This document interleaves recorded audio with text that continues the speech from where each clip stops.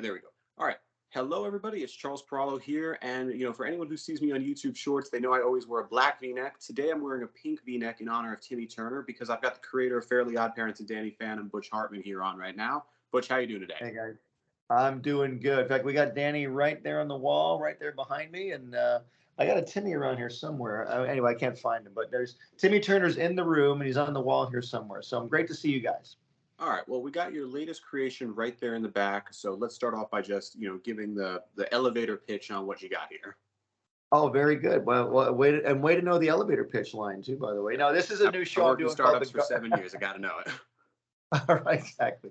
No, this is a new show I'm doing called The Garden, and I'm a Christian guy, and when my kids were growing up, they're in their 20s now, but when they were growing up, I really couldn't find a lot of great quality Christian entertainment out there. So I've always wanted to make a Christian cartoon, and so I was playing with this idea about a little lion and a little lamb that live in a magic garden, like the Garden of Eden, and they have adventures and stuff. And God comes down and talks to them as a rainbow every day and gives them assignments, and they do the assignments and they learn through a scripture or original song how to do it better. And I've got a million Christian friends who have families, and they're just really grateful to have something like this. There's a lot of good entertainment out there for Christian kids, but I just want to add more to the marketplace. So yeah, the garden. When we do, in fact, we're launching our garden app on April 1st. So whether this airs before or after April 1st, check it out. It's in the App Store and Google Play.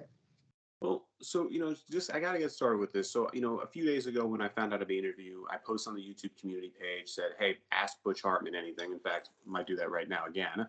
And a Uh-oh. lot of people, they bring up the religion stuff. There's a little, like you get told two things, that don't talk about politics and don't talk about religion. Oh You're yeah. kind of, breaking a conventional thing there. And, I definitely saw, because, I've interviewed you before. There was always like, oh yeah, we love Butch Hartman, we love Butch Hartman. Here, you still got a lot of love, but there was a little bit of pushback, like, oh, the religious guy. How do you respond to all that? Oh, it's really funny. That's a great question, by the way. I don't really respond in a negative way because I used to be that way before I was. And by the way, I don't even use the word religious because religious has a connotation that is negative sometimes. I always say when you're a Christian, you have a relationship with Christ. And so I have more of a relationship than a religious affiliation, I would say.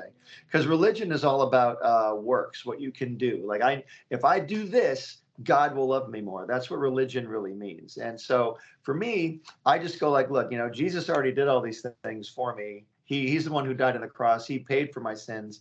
I don't need to pay for anything else. And that's what I look at. That's how I look at it. And by the way, that's how I choose to look at it. I don't want anybody else to have to look at it that way, that everyone else has to make their own choices.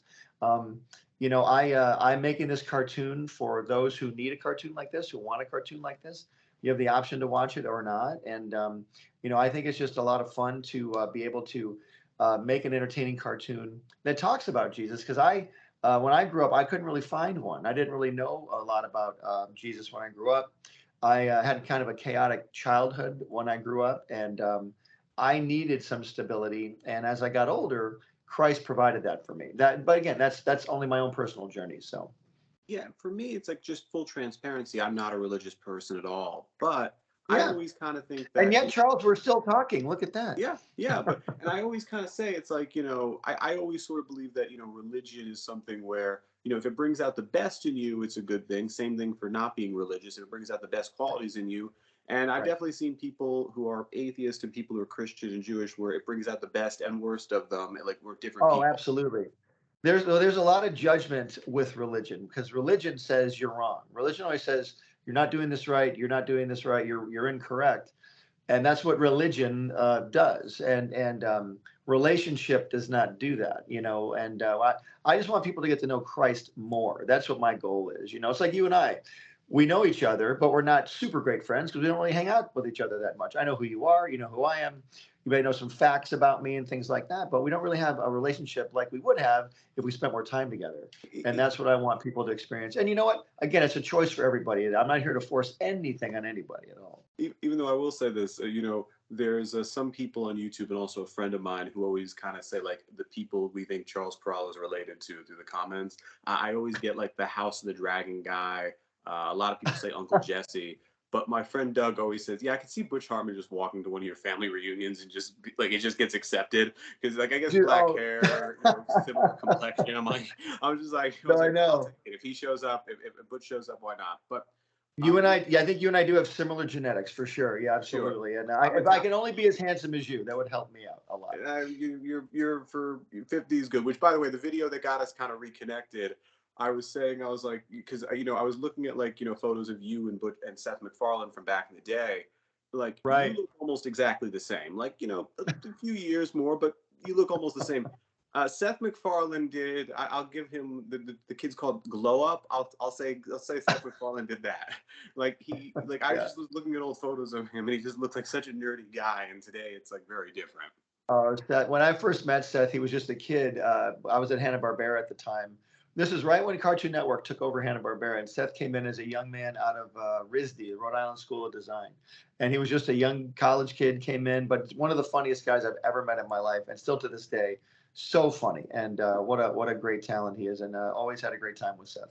Yeah, and you're gonna laugh at this next story, and this relates to your book, but it also relates to Danny Phantom right up there. When I was in fourth grade, when Danny Phantom first came out, because I went to Catholic school actually, and the Right. teacher from the year before us, the one who told us not to read Harry Potter, was telling us not to watch Danny Phantom because she thought it was satanic, a show about ghosts. So like Yeah. looking back, it's been like I want to say almost 20 years from that to this. Any thoughts on that? Well, it's interesting because I was a Christian guy when I created Danny Phantom, and let's give Danny a little shout out there. There he is up on the wall. But when I created Danny Phantom, I was making a superhero show, almost like in the vein of Spider-Man or like Teen Titans or something like that. And this character just so happened to fight ghosts in the supernatural realm, and I had a lot of people, like Christian people, again, we go back to that religious idea.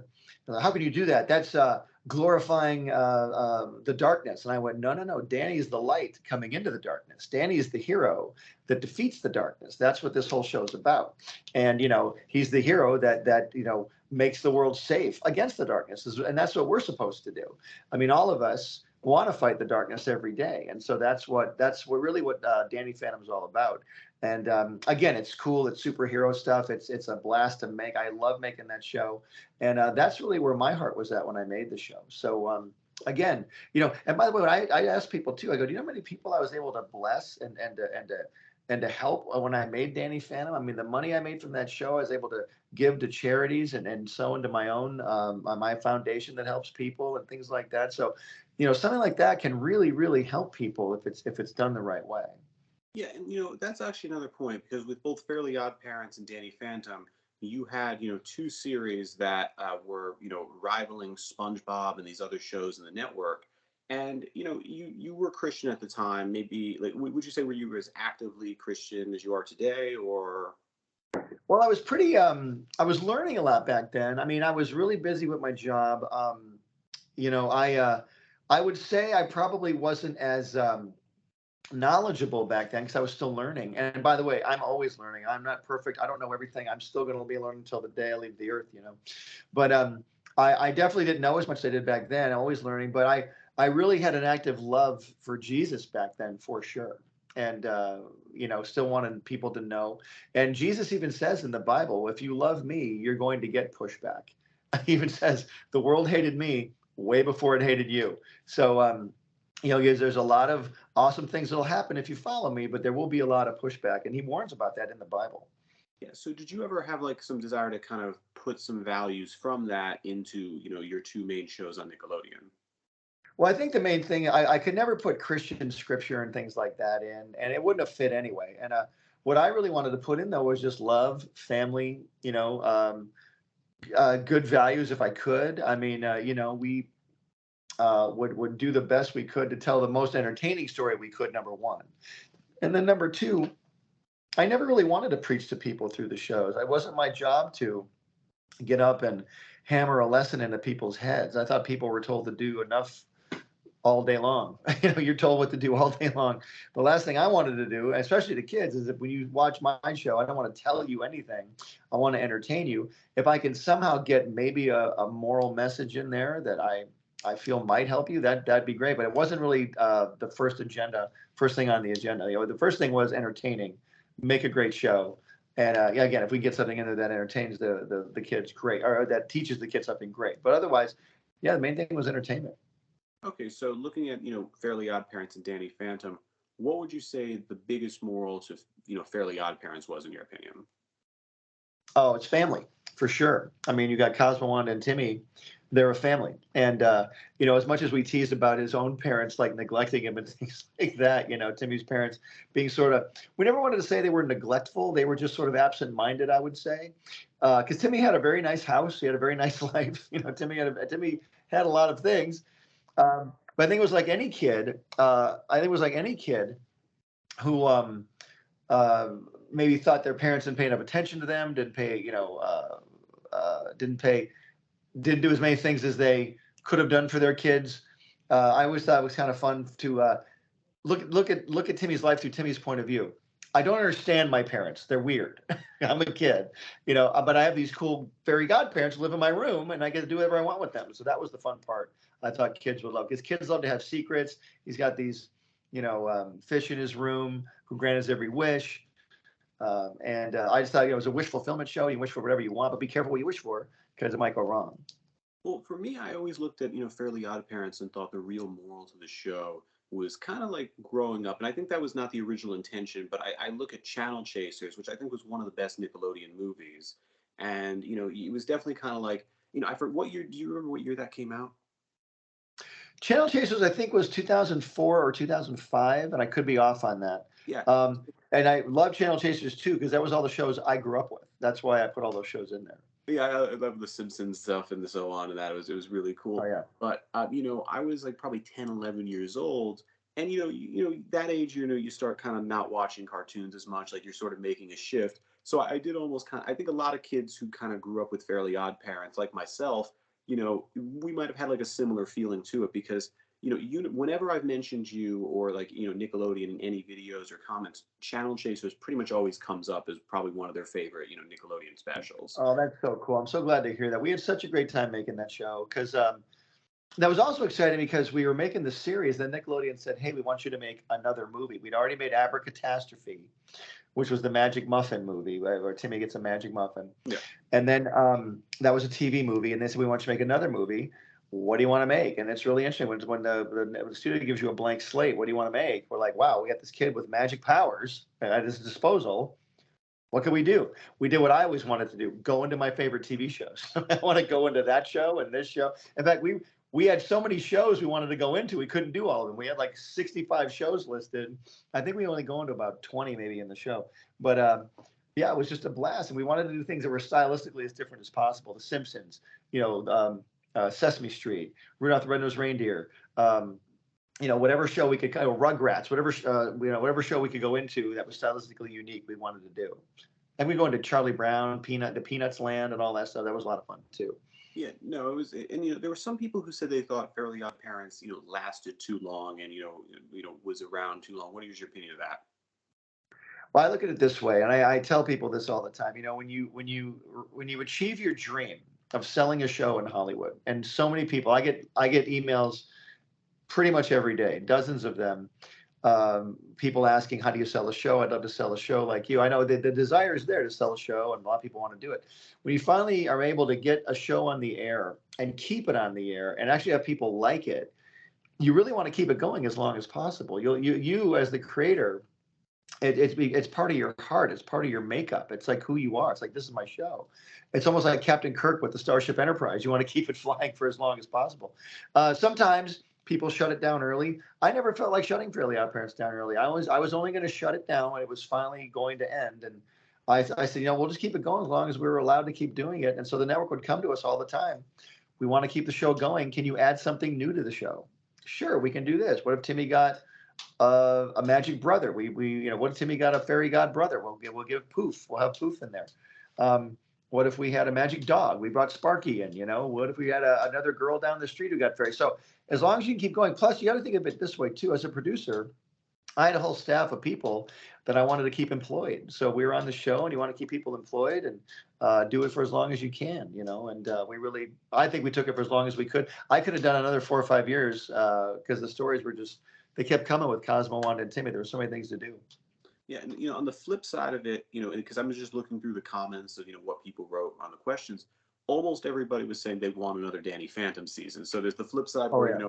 some people might think Fairly Odd Parents, stayed around for a few extra years, but then you have an entire fan base that wishes Danny Phantom was still on.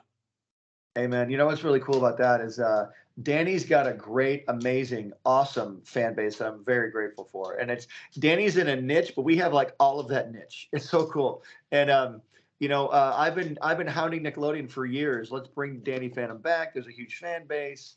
Obviously, I don't know if you guys know this. There's a brand new graphic novel coming out this summer called Danny Phantom Glitch in Time. There's a bunch of Danny Phantom merchandise that just hit the stores at Box Lunch and on Paramount Plus. They have a website. You can buy some Danny Phantom stuff there. So, Danny is still alive and well in many ways, but I'd love to see another TV movie, an animated TV movie, or even a live action movie come out. I think it's really time. I think it'd be great to do. Well, I know we're here to talk about your new show, but you can't just mention this Danny Phantom graphic novel and not go into that a little bit more. Did you write it, or was another team, or you gotta explain that one? Oh, I'd love to tell you more, but to be honest with you, the very talented young lady who's doing it, I didn't really have much to do with the story. They hired this young lady. She's amazingly talented. I wish I could remember her name right now, and forgive me, I don't have her name on the tip of my tongue right now. But she's written it and drawing the whole thing, and it looks fantastic. I can't wait to see it. So, and by the way, the minute it comes out, I'll be advertising it all over the place. So we'll be talking about it a lot when it does come out. Oh, I'm excited for that. That sounds really cool. One idea I always thought about was, just as a kid, and I still, it's kind of cool because I had this thought like, probably 15, 20 years ago, and I'm just going to mention to you now is I always thought your Crash Nebula series should have been in the same universe as Danny Phantom, and you kind of have the Nickelodeon Avengers DC universe. You just do other heroes. You ever thought about that? How cool would that be? Now that's cool. I never thought of the MCU version of that, but that'd be pretty cool. No, Crash Nebula started as a one-off on Fairly Odd Parents. It was Timmy's favorite space show. That's the episode we introduced Mark Chang, where Timmy's watching a space show. It'd be so cool to have my own alien, and then they get Mark Chang in there. And then I just pitched Crash Nebula as a series to Nickelodeon. They said, let's make a pilot, but make him a kid because Nickelodeon's all about the kid point of view. So we turned Crash into a kid. He was an Earth kid who a spaceship crash lands on his farm. He saves an alien princess, and she gratefully takes him to the Celestial Academy and is going to make him into a space hero. And it was a great pilot. And then Nickelodeon, for some reason, just didn't want to go with it. So we took that whole pilot and made it an episode of Fairly Odd Parents. Timmy turns the TV on at the beginning, turns it off at the end, and that's pretty much it. Yeah, the term for that backdoor pilot, or Well, that was a backdoor pilot where it's like sort of an episode of an existing series that you write. We wrote this as a straight up pilot, though. We wrote it as a straight up from scratch pilot, and it was going to be its own show.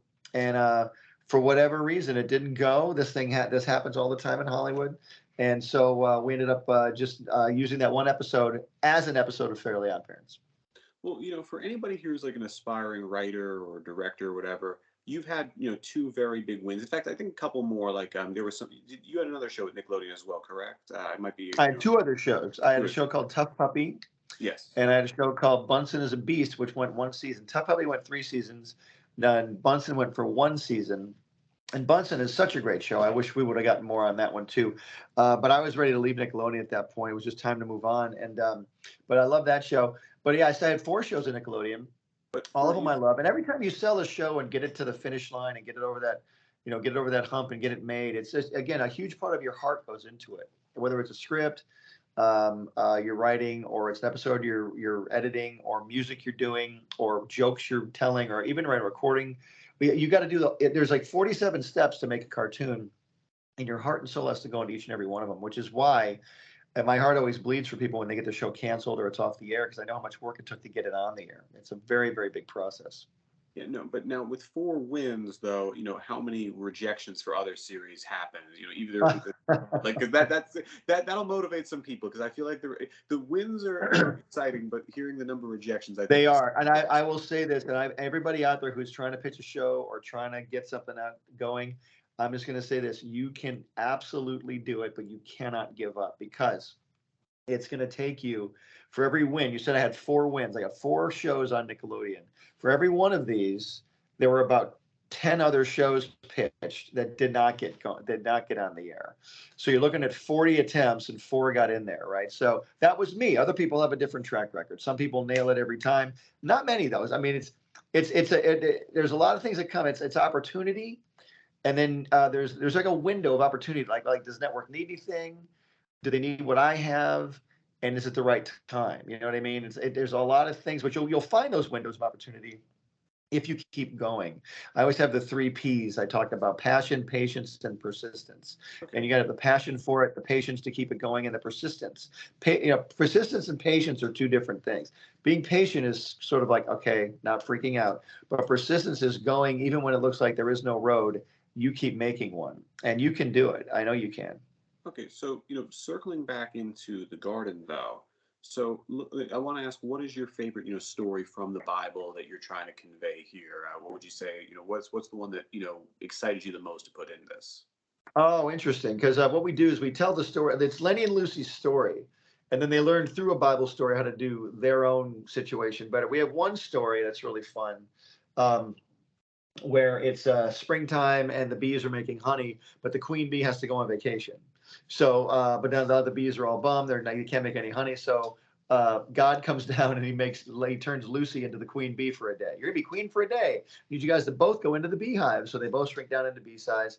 They go into the beehive and they see the queen's castle, the big bee castle, and all the bees are there. Yay, the queen is here, and it's Lucy. She's the temporary queen, and Lenny and Lucy are best friends.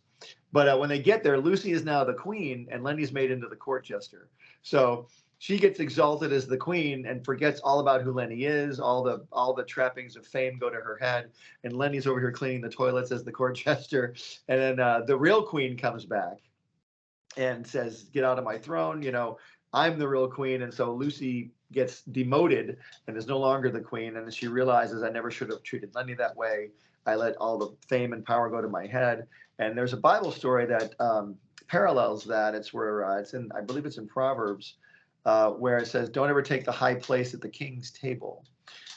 Because the king might come back and move you from his place in front of everybody. But you take the low place at the table, and if the king comes in and sees you, he'll invite you up, and then you'll be exalted that way. The Bible says, don't exalt yourself. Make sure others exalt you first. Don't ever toot your own horn, basically. So that was one really cool story I thought we had a good time telling. Okay, and now there's obviously some stuff in the Bible that might not be the most appropriate for children. Have you tried to walk that line of explaining some? Oh, absolutely. Yeah. I mean, people always say the Bible is such a, I'll get a lot of people saying, tell us some nice kid friendly Bible stories. Well, there's a lot of drama in the Bible that's very non-kid friendly, like you said. So yeah, we definitely, I mean, this show is for kids 3 to 8. It's very, very family friendly. If there's a story that we like David and Goliath, for example, David, slays Goliath. We have to be very careful how we walk that line. Say David defeated Goliath, things like that. Jesus even being on the cross. People know Jesus is on the cross, but that's a pretty harsh thing to talk about with kids. I mean, how do you do that in a way that you don't be so graphic about it? And we found a lot of ways to be, informative, but not graphic and entertaining at the same time. Now, not really working with a network anymore like Nickelodeon. Did you ever have some censor issues with Fairly Odd Parents, Danny Phantom, or your other shows? Oh yeah, yeah. I mean, when you have every network has a thing called standards and practices, and you're like, I want to tell this story, and then they'll say, well, we like that, but you really can't do this. There's so much sensitivity in the world now. I don't even know how many stories we could have told. These days, there's so many different things. The way the culture's gone now and stuff, and it's it's great to have a show if you can entertain people. Entertain them responsibly, I think, is a big deal. I've never been perfect. I've tried to be responsible. I've done the best I can. We're all human beings. That's why I need a savior. I want to be even. I want to see if I can make myself even better. So that's why I'm constantly growing, constantly trying to learn. But yeah, it's tricky to tell stories in a way from the Bible that don't scare kids. We don't want to do that at all. Yeah. Now, do you actually think that regarding culture with today's cartoons, a lot of people like I'm going to use one example, which is the Proud Family, which returned through Disney Plus, and which I hope Danny Phantom gets a return through Paramount Plus one day, but we'll see. That'd be But but nice. I'd love that. but but the Proud Family came back with Proud Family Ladder and Prouder, and I consider myself very culturally moderate. I'm not too conservative, too liberal on anything really. But they're Right. doing things in the new show that are getting. There was one where they did a whole thing like a song "America was built by slaves," and it Mm. gets a little bit aggressive there. And there's been several kind of there was one thing where they do an episode talking about parents who are gay, which I think is fine. But then they're kind of saying, oh, she's bringing out her Ilhan Omar, her AOC. Do you feel like some cartoons might be getting a little too political these days? I think it's the choice of the creator, and I really haven't seen many cartoons lately. I don't really watch a lot of modern stuff anymore. I kind of am I'm a nostalgia buff. I look at a lot of older stuff, stuff that I grew up with. So yeah, I mean, it really it depends on the creator, it depends on the studio, it depends on the message they're trying to tell. I just want to leave it right there. I think that's you know a place to. I'm taking messages off my phone by the way, so my hand is going up there. Oh, no But problem. yeah, I just want to. Yeah, it just comes down to the different individual creator, I think, and again, that's the great thing about having a show is you can tell the message you want to tell. Okay. And so that's actually a pretty good like kind of peaceful thing on it. Like, because there were some people saying, "Oh, you should ask Butch what he thinks of Disney." And I'm just like looking at him like, I've spoken to the guy enough. This guy's not gonna drop a thing saying, "Oh, Bob Chapek was the worst thing ever to happen." Um, No, but I look at it this way, man. My job every day is to put good stuff out into the world. There's so many people can comment on things in so many different ways. My job is to create what I feel is stuff that's entertaining and joyful, and hopefully uplifting, and hopefully things that kids can look back on as they get older. Like you watch things when you're in fourth grade. Here we are talking about it, and it's I pretty just cool. hope it's something favorable that you look back on fondly, and that's what I hope we can continue to do. Yeah, no, it's something that's an interesting thing. Now, with dealing with censors, was there ever a moment though, with like let's say Danny Phantom, was there ever like an action scene you guys had to redo or rescript? How's that work? Oh yeah, there's been a lot of stuff, and I wish I could think of things specifically, but like you know, you can't throw people through a plate glass window.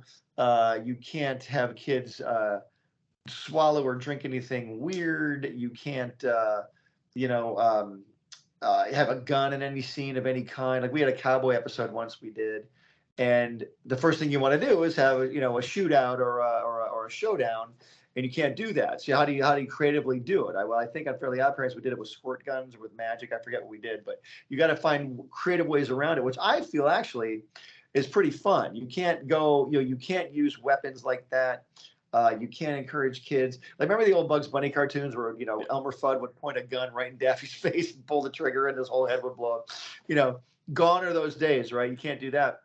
So you got to find creative ways around it, but which I think we are able to do at the time. So that was a lot of fun. But yeah, we always had a really good time with Nickelodeon. We really didn't have any huge problems with the censors because we weren't stupid. We weren't going to try and do something. I never wanted to do anything controversial. Like, let's do this and let's really, I just want to do something fun. Let's make it entertaining. I want kids to watch it over and over again, and that type of thing. Yeah, no, I mean, with Nickelodeon, there's like a lot of things like, the conversation. I mean, one comment I also had, and I don't think this person you would have really interacted with, there was people bringing up like the whole Dan Schneider stuff, and I'm sure you've heard some controversies, there. But, and did you ever meet him by any chance? I met Dan Schneider one time, and it was weird because he worked in the live action end of things at Nickelodeon, and I Yeah. was in the animation end.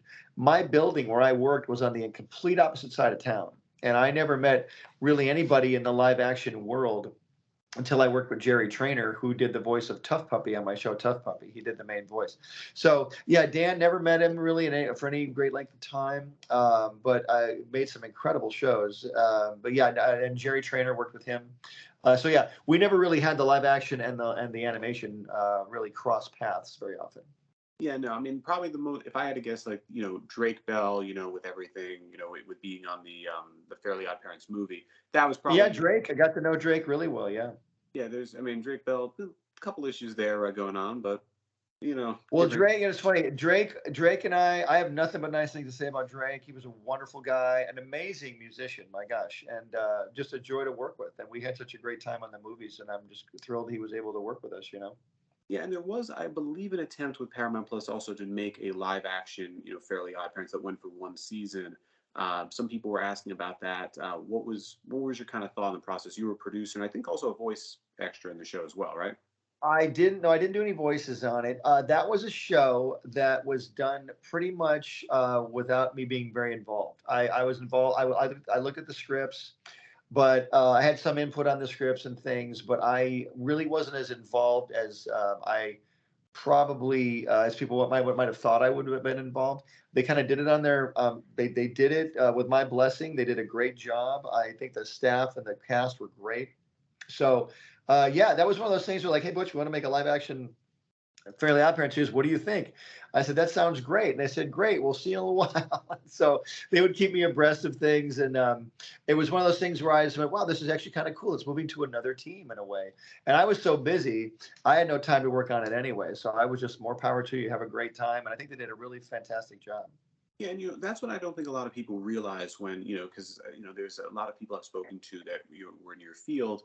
People don't realize when you guys write the scripts, you don't own it; they do ultimately. At the end of the day, there might be some Well, royalties. yeah, I mean, when you sell a show to a network, they own the rights because they're the ones taking the risk. If you look at it, all of us want to think that we're geniuses, and maybe some of us, and not me, but maybe some others are. But when you sell a show to a network, they own it. They're paying for it, so it's their property. And if they want to make another version of it, they can. I really don't have a lot of say in that. I'm pleased and grateful that they included me. But yeah, they did a great job on that. And when you do sell a show, guys, remember this: it does not be it's not your property any longer. Um, so that's the trick too. But the great thing is, if it does succeed, they want you involved as much as possible. So that's also one of the benefits. Now, with the garden, though, I believe that this is, is there some? Are you the owner of this property right now? Because this is a different, kind of thing you're doing where it's not really conventional. Absolutely, yeah. Garden. My company owns the garden 100%, and so that's the great thing. It's all funded by my company, and so I actually have final say on everything. And That must be pretty so cool. it's a great feeling. It's also in a way it's a little bit of a nerve-wracking feeling because it is all on your shoulders. Every decision, it's like, should we make this decision? Should we do this? Should we do that? I have a great team. My wife is my co-exec producer. She's fantastic, and my wife Julianne, who married 31 years, by the way, and which is kind of amazing. And so she's great, and so we have a great time. Have an amazing staff of writers and animators that we've found over the course of the last couple years, and they're just great. And I think the cartoon looks great. I think it rivals anything look wise that could be on Disney Channel or Nickelodeon. It looks great. And so I'm bringing all those skills I learned in Hollywood over here to this cartoon, and I hope people really enjoy it. And do you think that could, in a way, be sort of the future of animation? I don't know what the budget on this cartoon is, but like looking at what you had previously working with, I don't know, Cartoon Network, Nickelodeon, Disney, top three network. To make something comparable, do you think it would be possible for in the future something like YouTube? A YouTuber can come out and do a show like this eventually. I think so. I think what's great about it is the cost of animation has really come down, and you can, as long as you have a funny story, you don't need, you know, um, multi-million dollar level animation. I mean, it'd be nice if you had that, but if you have a great story, you don't really need all the bells and whistles because people will follow a great story no matter what. I always look back at there was a comic strip when I was younger called The Far Side. I don't remember if you know the Far Side comic strip, but it was one of the worst drawn comic strips of all time. It was always one panel, but it was always hysterically funny, and it wasn't drawn that great. But it's like, wow, if it's funny, people will find it. If it's entertaining, if it moves people, they'll find it. You know, you look at there's certain podcasters out there who don't have $1 million, but they have an amazing podcast and people find them. So if you do a great product and it's well written and it has a good story that moves people, people will find it. How many, by the way, how many bad movies can you name that cost multi-millions of dollars that no one cares about? Yeah, There's millions of them. one example I was going to use was actually the new Grinch movie that came out in 2019. That got kind of mixed to negative reviews. Budget was $75 million. the original Grinch from the early '60s, that budget was 300,000, which would probably be about 4 million today or something like that. Yeah, So and that was 30 minutes long. That was only a 30-minute story, yet lives on for 60 years. And then how many people have seen the animated Grinch movie? Not to disparage that movie, but it's an example of doesn't matter how much money you put into it. If the Grinch plays better as a 30-minute story because it was a kid's book to begin with, and extending it and adding stuff. If you're going to add stuff to something that's a classic, the stuff you add better be classic as well. yeah, and I wrote an article on this probably about 2 years ago discussing financials of religious films in the movie industry, where I used examples like The Prince of Egypt and so on. Passion of the Christ is an example. So Yeah. some that is kids media, some that's adult media. It actually makes a lot of money. So as like a business venture, this is I think a safe place. It's an interesting place to be. Well, I'm excited because, like I said, we saw a big hole in the market for Christian kids entertainment. I said, I've always wanted to make this show. Let's just make it. And so we're funding it and we're writing it. I'm using every skill I've learned in Hollywood, the way we made Fairly Odd Parents, the way we made Danny Phantom, the way I know how to make a show. We're making it, and now we're streaming it on a couple Christian streaming services right now. And like I said, our Garden app is coming out really soon. April 1st, it comes out. We're having a big live stream event. In fact, on April 1st, you can watch live from the Museum of the Bible in DC. I'll be there talking about the Garden cartoon, the Garden Children's Bible that I just finished illustrating. That's also available on Amazon. It was #1 on Amazon about a week ago. And then we have a Garden Kids album. All the songs from the Garden are on this album. We have a bunch of songs. We had #1 song on a Christian Kids playlist. And then our Garden app, which will be out again April 1st. And we on the app, you have all the Garden shows. We have Bible teaching, we have games, we have a marketplace, and we're going to keep adding more material there as we go along. Now, do you compose the songs yourself? And this is not just for the Garden; it's for Fairly Odd Parents and so on. Are you, on the composing side, or have you worked with teams there? Yeah, I am a songwriter for sure. I been nominated for a couple Emmys for songwriting. I wrote all my own theme songs. I don't compose the music though. I'll have a tune in my head. I'm not much of a musician, so I hire a composer to come alongside. For Fairly Odd Parents, Danny Phantom on my other shows was Guy Moon, and for The Garden, it's a composer named Jacob Olafson, and he's a wonderful guy. And he does all the music for my shows. How did you come up with Timmy is an average kid? That how'd you come up with that? That's what that comes from, and a lot of your younger viewers might not know this or might not relate, only because the shows I grew up with, you'd always have a story in the title sequence, like Gilligan's Island. Just sit right back and you'll hear a tale. And tell the whole story of Gilligan's Island in the title.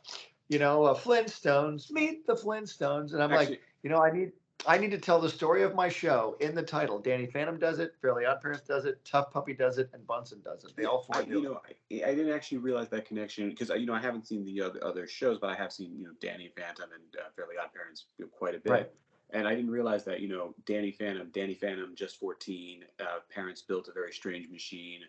Yep. There you go. So they actually do pitch the show. Now, does this do it as well? Yeah, the Garden does as well. The Garden is a little bit less. It's a song, but it doesn't tell like the whole story of who's who and all that stuff. It's a more I would guess a preschool type of a song almost. It's a younger audience, so it doesn't really tell that type of story. But it is still a fun, great little catchy tune that we've come up with. How much has animation changed with technology in the last 20, 30 years? Because you're saying things costs are down significantly. I mean, could you put like a percent on that where it's like, okay, if Fairly Odd Parents was 100, what do you think it would be cost today to make the same quality? I would say, I would say percentage wise, like if I was going to make Fairly Odd Parents, see, Fairly Odd Parents, you're talking Hollywood money. There's a lot of executives that come along with that. There's a lot of high level people that are involved on a big series that get paid. And so there's all that. When you do an independent cartoon like I'm doing, a lot of those costs drop drastically. And plus, you don't need office space for all the animators. All my animators are doing things online. They all send it to me online because it's all done digitally now in Flash. Um, the cost of designing characters is way down. You design one character, he goes in the computer, and they still animate traditionally almost. They don't use paper anymore. Like the character of Lenny here, we build one rig of Lenny, and then you can move him any way you want. But then every animator uses that rig. You're not dependent on anyone's artistic ability anymore. They use that same rig. So there is, I shouldn't say that. There is artistic ability involved, but not like someone drawing something on a blank piece of paper anymore, the old Disney way. And you're saving on paper, you're saving a lot on just physical costs. Everything's digital now. It's kind of amazing. Now, what do you think of ChatGPT and the rise of AI images? How do you think that changes this industry, though? Man, this is interesting. I'm very new to this, the AI stuff. I've just started catching it on TikTok. In fact, you guys can follow me on TikTok. I have an account.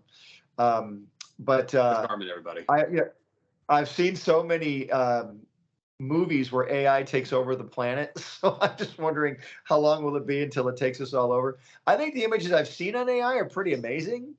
I've got to understand it more. I mean, to be able to press a button and have an amazing painting come out in 14.2 billionths of a second is kind of astounding. But I don't think machines will ever replace people. And I think you and I can both agree on that. I mean, you're Yeah. never going to come up with. I'm sure AI can write a story that's probably better than something I can come up with. But there's always that human element that's going to have to be there, I believe. Well, you're the second artist that I've asked that to. The first was Don McLean from American Pie, who I had an interview with, last Oh wow, summer. big fan. I love that song. I love. I'm glad you That got the interview. that was pretty cool. That was a pretty cool one. He, it's kind of weird. Sometimes I know a lot of the people, like a lot about the people, like you and Mark Cuban. I sort of knew everything about, kind of going in. Don McLean knew nothing on, but we still had a good time. Right. Then there was Jaleel White. That was kind of a weird one because I didn't know a lot about him. I just because I'm a little bit too young for Family Matters, so I just kind of knew him Yeah. as like that guy who would Urkel. appear on like like Wednesday morning TV. We would be going to school and like Family Matters would be in the background. But Sure. um, Sure. yeah, but for AIR, it's a weird thing where like people keep on saying, oh, it's gonna put people out of work. But I look at it from the point of view of like I'm going to use Toy Story as an example. Yeah. Toy Story was done on a budget, I want to say 55 million or something like that. Toy Story 4 was done on $200 million. And Right. there's way more technology out there. It seems like, people want, when it comes to movies, people want the best. And I think that when it comes to, stuff that might be considered more of television cartoons, people might want more. So, some shows that, like if the cost goes down 50%, we might see some shows that people have a fan base for, maybe like Danny Phantom one day, get brought back because it's not as high risk. So, I think ultimately, and also Right. I've seen what? Which one? Oh, I was saying, what were you saying? Sorry, I just No, I think you said you've seen something, and then you asked me. I'm so sorry. I got messed up there. Oh, no, no problem. No, and I've seen something like, more of the art that's done. I don't think the scripts are really there yet. I think it's very cool how the technology works. But, I've had some friends who are, experts in AI, like PhDs in the subject, and they say, oh, it's not even true AI.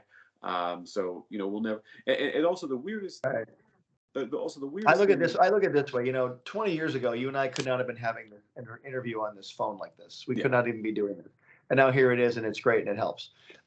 Is it taking over the role of people who are doing this? I don't know. I mean, there's people that are now employed by Skype or Zoom that are having to make all this technology possible. So to me, every innovation creates more work for people.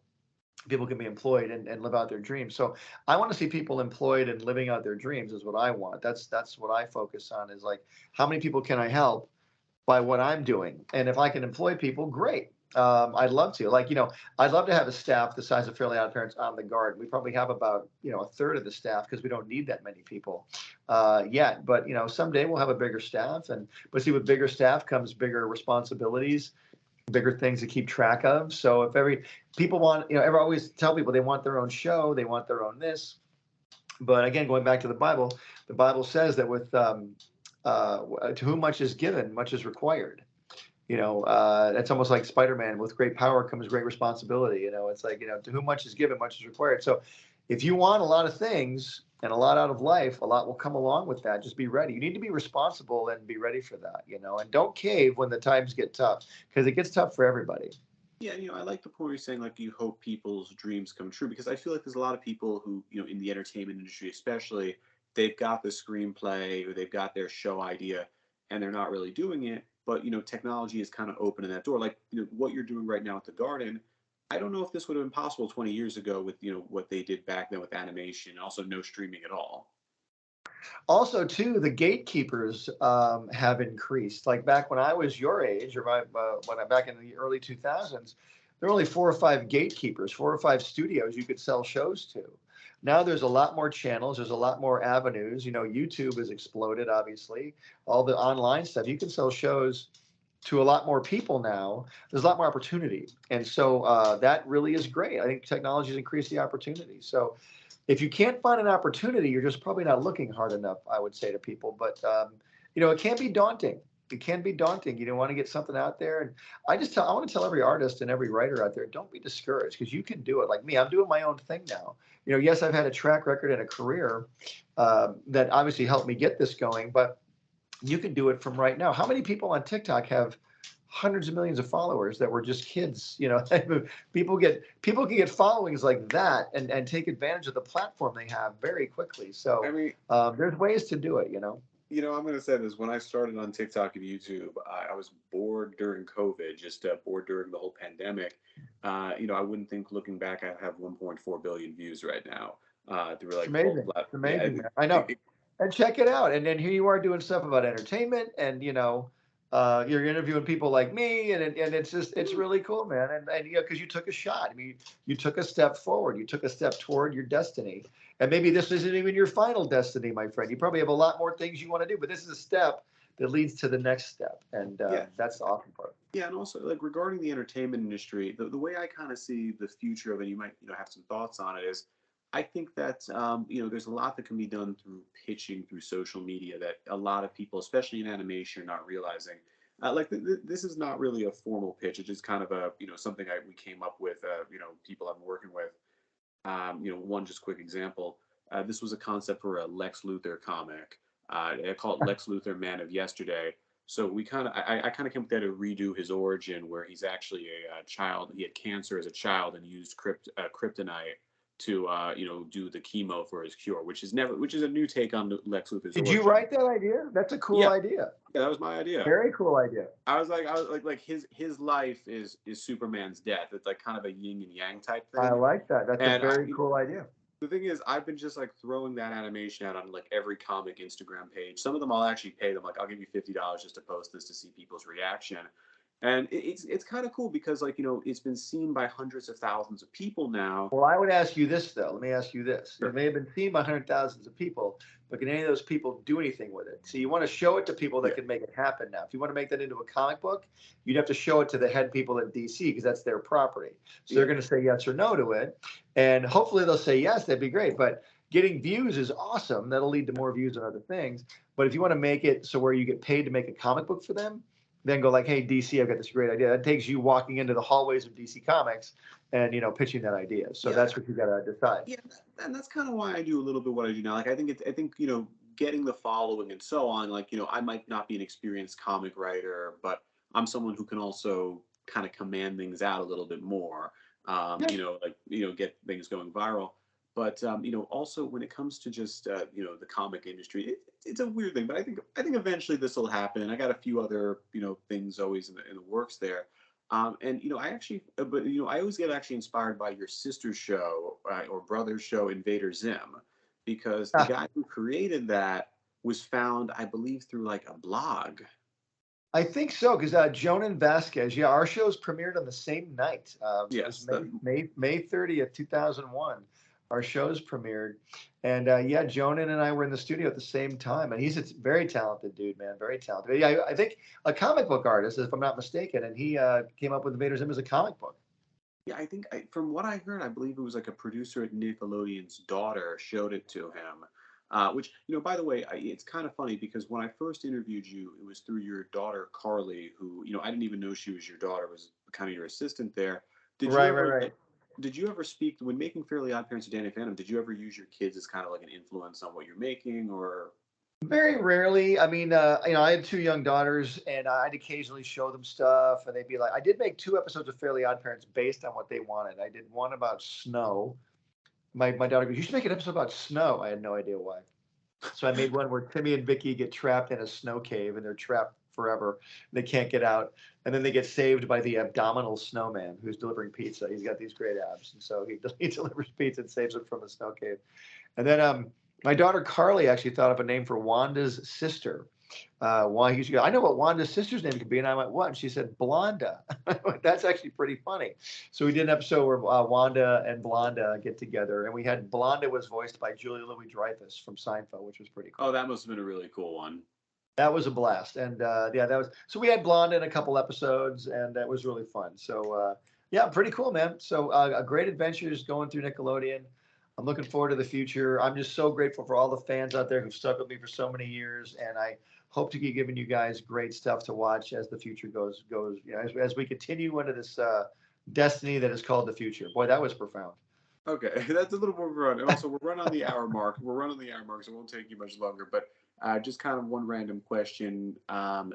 Three favorite guest voice actors you got to work with, because you mentioned Julie Louis-Dreyfus. Like you had Adam West. Who were you Okay, most? so three guests. So it's three guests. Okay, I did have Adam West, who I absolutely loved. Gene Simmons Oh, was that makes great. We had Paul Stanley from Kids. Gene Simmons, Paul Stanley, and then who else did we have? Oh, we had Alec Baldwin. We had Alec Baldwin. He did the voice of Future Timmy for Channel Chasers, what we were talking about before. he was the voice of that. He was Future Timmy. Yeah. I would never have guessed that was Alec Baldwin. Yep. Okay, so and was there any special guest on Danny Phantom? I can't. Danny Phantom, gosh, we had some guy. We had our very first villain, our ghost, the lunch lady, was Patricia Heaton from Everybody Loves Raymond. Okay. We had John Cryer. He played Freak Show. We had one of my favorite villain names, by the way, Freak Show. And then we had David Carradine did the voice of Clockwork. So we did have some celeb ghosts on there. Oh, and Will Arnett did the voice of the Ghost Rider. Okay, I loved him in BoJack Horseman, so that's Yeah, a Will Arnett was fit. so funny, very Now, funny guy. I think kind of closing this up though, going back to the topic of the garden and just what you're trying to accomplish here. So, is your goal at this point for your career to set up a company that's doing Christian media, and is this the first of perhaps many cartoons? I would love, yeah. The goal is to definitely create is that we already created the company is to make as much awesome family-friendly entertainment as possible. Christian stuff being one. We're gonna have some stuff that's not as completely Christ-centered as well, just some straight up, I guess you would say, mainstream entertainment as well. So we want to do both, but definitely do some high-quality kids entertainment for Christian kids and mainstream stuff as well. Now, one other comment I had mentioned, and I was going to ask about this. You do have a streaming project called Oaxis that I Yep. don't know if it's still in development or not. Is this tied to that at all? Yeah, it is tied to it. It was that is still in development. That is a streaming service we want to launch. We're still going to launch it, but it is a massive undertaking to launch something like that. And so we have started the process. It requires way more than I anticipated it, but now that we're in it, I know what it requires. And so building the platform, getting the content, it's all a huge adventure, and it is going to be something awesome when it is completed. But yeah, it's something that's a dream of mine to have my own platform, and that's way more than having your own show. A Yeah. lot more pieces involved. So yeah, we're doing that too. Yeah, there were some people like saying it's like, oh, he promised Oaxis a few years ago. Where is it? And I'm like, Quibi had $2.5 billion and they did not get a good start going. I don't. I was like, I'm going to assume Butch Hartman does well for himself, but I don't think he's got 2.5 billion. Yeah, and by the way, it's interesting. People say, "Where's that thing you promised us? Why isn't it done the week after you said it would be?" And you're like, "Well, it does take a little time to build these things." And so I appreciate everybody's patience and for just being, being supporters. It's just really, I'm just really grateful. Thank you. Yeah, yeah. Like I get kind of the same thing because I have a book that's my creation, not DC or anything. It's called The Endless Sea that I've Right. been working on. And some people are like, hey, where's The Endless Sea? What happened? I'm like, well, I just told you guys I was working on it last week, so Yeah. you give me Give me some time here. Yeah. give me 6 months, 6 months. But Yeah, I mean, we anything. definitely we announced Oaxis a number of years ago, but it takes a number of years to get these things moving, especially when Disney Studios can snap their fingers and have a streaming service the next week, because they're who they are. But when you're not that, that huge company, it takes a little bit of a different path for those people. But we're still absolutely going to do this, so we're excited to keep going.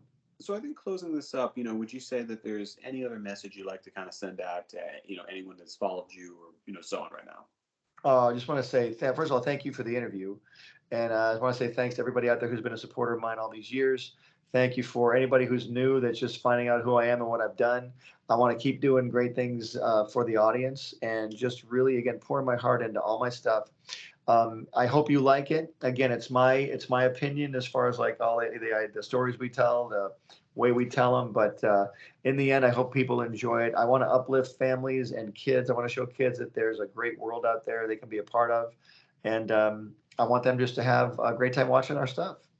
And final thing, because this is not our first interview, I think it's very cool how a few years ago you left Nickelodeon after what, a 25-year run. 20-year run, yeah. 20-year run, and you kind of sort of rebooted your career a little. While some people might be looking to end a career or whatever on a high note, you sort of doing your own thing, and it's pretty cool. Oh, I appreciate that, Charles. Thanks. I want to talk about a little bit. I could add one last thing here. It's about identity. If your identity is only in your job, then when that job goes away, your identity will go away, and you can't have that happen. Your identity has got to be in something that surpasses your job. That's again, I go back to Christ. That's why my identity is in Christ, because the Bible says He's the same yesterday, today, and forever. And I'm like, you know what? I want to have my identity tied to that. Because look, if this cartoon goes away, this office goes away, my job goes away, I know where my identity will be. I will not collapse like a deck chair. You know what I mean? I want to make sure I keep going, and so that's where the way I look at it. And also, you got to point the camera at the guard one more just before we get going there. Oh yeah, there we go. There's Lenny the lion. There's Lucy the lamb, and there's the garden. You can go to gardencartoon.com and check out everything we're doing. Again, our live stream is April 1st, and we want to have as many people on there as we can. Check out our garden app. It's on the App Store and Google Play, and we're going to be just adding stuff to it as we go. And I hope you guys really enjoy it. All right, with that, I'm Charles Perallo, thanking Butch Hartman for making our childhoods a little bit more fun. Thanks, Charles.